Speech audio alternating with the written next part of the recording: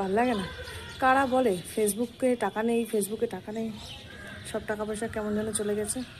আর আমি তো ফেসবুক খুললেই কীরকম একটা অসুস্থ হয়ে যাচ্ছি, টেনশনে মানসিক কষ্টেতে। এখানে টাকা, ওখানে টাকা, আলমারিতে টাকা, স্কুলে টাকা, খাটে টাকা, গোডাউনে টাকা, ঘরে টাকা, 500 বান্ডিল বান্ডিল খালি।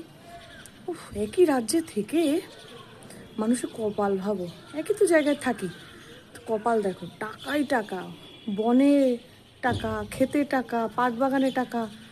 হ্যাঁ, আমার তো ঘরে একটা টাকা নেই, মাত্র 20 টাকা, তাও আবার ছেঁড়া।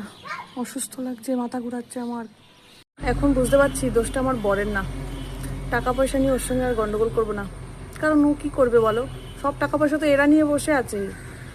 এইসব টাকাগুলোই আমাদেরই টাকা, ওই আমাদের এই জন্যই আর টাকা নেই। এই জন্য আমি বুঝতে পেরেছি যে আমাদের কেন টাকা নেই, কারণ আমাদের টাকা তো এই পথে ঘাটে জঙ্গলে বনে এইসব জায়গায় ঘুরে বেড়াচ্ছে। মা গো, আর কিছু বলবো না ওরে।